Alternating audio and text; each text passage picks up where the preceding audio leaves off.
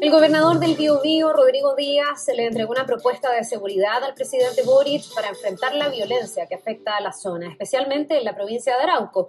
Esto en medio del debate por el estado de excepción acotado que rige en la macrozona sur hasta el 1 de junio. Vamos a profundizar en este tema. Tomamos contacto con Enrique Van Rysselberghe, él es senador de la UDI por la región del Biobío. Senador, muchísimas gracias por este contacto y muy buenos días. Muy buenos días, Carla.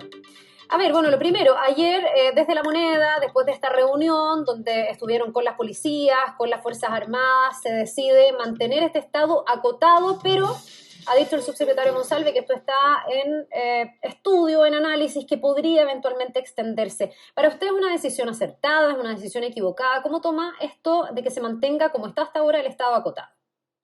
Yo considero que, especialmente después de los últimos acontecimientos y muertes que han ocurrido en la macrozona, evidentemente que el concepto de acotado no tiene lugar. Deben entregársele todas las facultades, no acotar las facultades de las Fuerzas Armadas para que puedan complementar el trabajo de control sobre el terrorismo, complementando el trabajo de nuestras policías.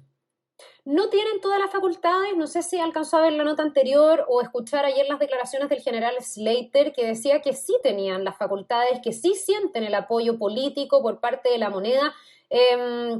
Ha subsistido esa duda, ¿no? ¿Qué tan acotado es? Si realmente tienen las facultades, si aquí es el poder político el que manda a los militares con ciertas atribuciones o por la ley los militares tienen atribuciones y debiesen operar como en cualquier estado de excepción. ¿Qué le parecen esas palabras? ¿Cómo las recoge?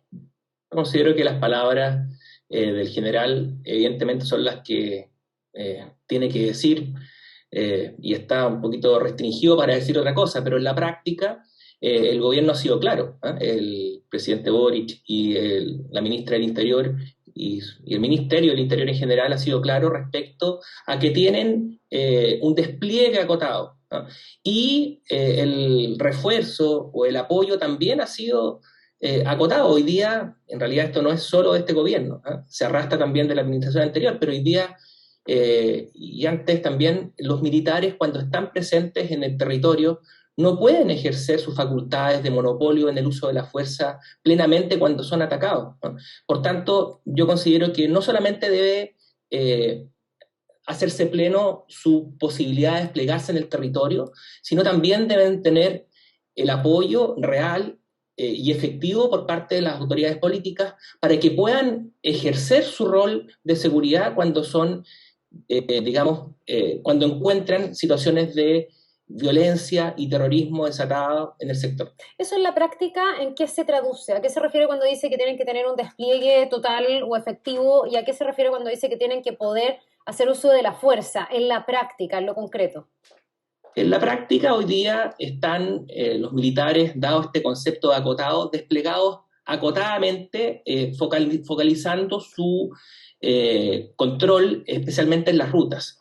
Y en relación al ejercicio de su fuerza, desde ya, o sea, esto se arrastra, vuelvo a repetir, desde la administración anterior, hoy día son cuando presencian actos de ataque por parte de terroristas y violentistas en la macrozona, ellos no tienen y no han tenido el refuerzo por parte del poder político para poder hacer uso de la fuerza que el Estado de Derecho actual les entrega. Por lo tanto, a mí me parece que ese tipo de señales de poder desplegarse y ejercer su rol en plenitud deben entregárseles con sentido de urgencia por parte del poder político, porque cada vez que eso no se hace, el terrorismo y la violencia gana espacio en la macrozona.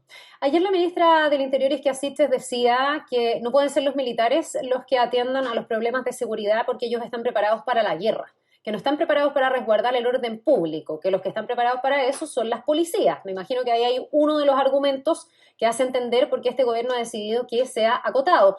Si es que los militares van con todas las facultades, con la posibilidad de utilizar sus armas, etcétera, ¿usted no ve riesgos de que pudiera haber ahí, no sé, un abuso de la fuerza, violaciones a los derechos humanos, que ha sido algo que se puso desde el primer día, cuando se estaba hablando del estado intermedio sobre la mesa, algo que finalmente no prosperó? ¿Usted no ve esos riesgos? ¿Usted cree que los militares están capacitados para desplegarse a plenitud sin que se corran esos riesgos? El foco debe estar puesto en las víctimas y no en los victimarios, ¿ya? Y en ese sentido, a mí me gustaría que esas palabras que emitió la ministra Siches se las pudiera indicar a la familia de Segundo Catril y a todos quienes fueron baleados cobardemente por terroristas hace un par de días atrás. Es fácil dar esas declaraciones a 700, 600 kilómetros de distancia desde Santiago. Es fácil dar esas declaraciones desde La Moneda en la región metropolitana, pero estoy absolutamente cierto que esas mismas declaraciones serían absolutamente distintas si La Moneda estuviera en el corazón de la macrozona, en donde se están viviendo diariamente actos de terrorismo inusitados, con armamento de guerra y con, digamos, consecuencias de muerte como la que vivimos en los últimos días. Senador, pero eso significa que usted no ve que haya ese riesgo en esta conciliación de respetar los derechos humanos, de en el fondo no ejercer un poder desmedido de fuego pensando en el tipo de armamento, etcétera, que tiene el ejército. ¿Usted no ve ese riesgo o ese riesgo hay que correrlo igual pensando en proteger a las víctimas que están incluso muriendo en la macrozona? El límite siempre es lo que hoy día entrega el Estado de Derecho. Y desde mi perspectiva, nuestras Fuerzas Armadas y su cultura militar hacen que ese riesgo sea acotado porque, especialmente en el Chile de hoy, nuestros generales y los superiores de las Fuerzas Armadas van a entregar las órdenes respectivas para que ese tipo de límites no se superen. Pero a mí me parece que especialmente las consecuencias de muerte que se han experimentado en los últimos días, y particularmente el caso de Segundo Catril y el hecho de que la contraparte, los terroristas, estén hoy día utilizando armamento de guerra, implica que hay que fortalecer, vuelvo a repetir, el pleno despliegue y el pleno ejercicio del monopolio del uso de la fuerza por parte no solamente de las Fuerzas Armadas, sino también de nuestras policías y carabineros de Chile. Hay sectores, sobre todo en el gobierno, que temen que con esto que conceptualizan como la militarización de la macrozona sur, que ya a algunos les parece que está ocurriendo con este estado acotado, que a otros les parece ocurriría en caso de extender el estado de excepción y hacerlo pleno, podría agudizar el conflicto y podría entregar una respuesta nuevamente desde el punto de vista de la seguridad a un problema que dicen, y que también es cierto, ¿no? Es mucho más complejo, mucho más profundo, que se traslapa, se confunde en muchos casos con la causa mapuche, que puede ser muy legítima y muy utilizada por estos grupos. Entonces, ¿el estado de excepción para usted ha demostrado ser una solución en la complejidad que tiene esto? ¿No podría ser que al incrementar la presencia militar se agudizara la inseguridad que hay en la zona o esto en el fondo enardeciera más a estos grupos terroristas? Sí. Los datos y no el relato demuestran lo contrario. Por acá tengo el nombre, pero una organización de la Araucanía, la multigremial de la Araucanía, hace un par de semanas atrás, cuando comparó lo que había ocurrido sin estado de excepción versus con estado de excepción pleno, y demostró, porque sacó los números, de que efectivamente sin estado de excepción los números habían empeorado sustantivamente. Con estado de excepción acotado los números han mejorado, lo dijo hace un par de días o al día de ayer el subsecretario Monsalve, ¿no? Y por lo tanto, permitiéndole a las Fuerzas Armadas tener un pleno despliegue y un reforzamiento para que puedan plenamente ejercer sus facultades dentro del Estado de Derecho, evidentemente que va a mejorar aún más los números.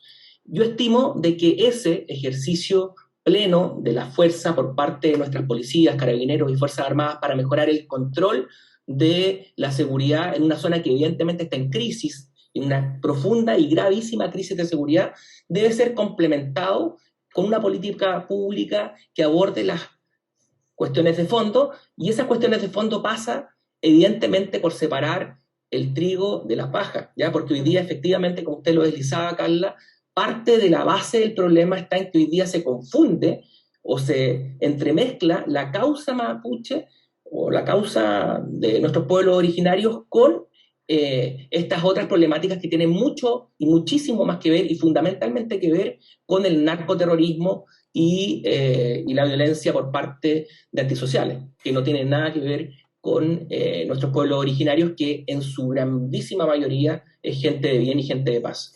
Usted recién acuñaba las declaraciones del subsecretario del Interior, Manuel Monsalve, quien efectivamente dijo lo que usted recién señalaba, que el estado de excepción sí ayudaba a controlar la cantidad de delitos que se cometen, entendiendo él, y muchos expertos también, en que esa no es una solución definitiva y que en el fondo no es la bala de plata ni algo, la herramienta del fondo, ¿no? Pero ¿por qué si el subsecretario, quiero aquí su interpretación, por qué si el subsecretario reconoce que un estado de excepción total y en este caso incluso acotado puede ayudar a controlar la violencia, usted cree que el gobierno no se decantó ayer, por ejemplo, con un estado de excepción total? ¿Cómo interpreta esta negativa del gobierno?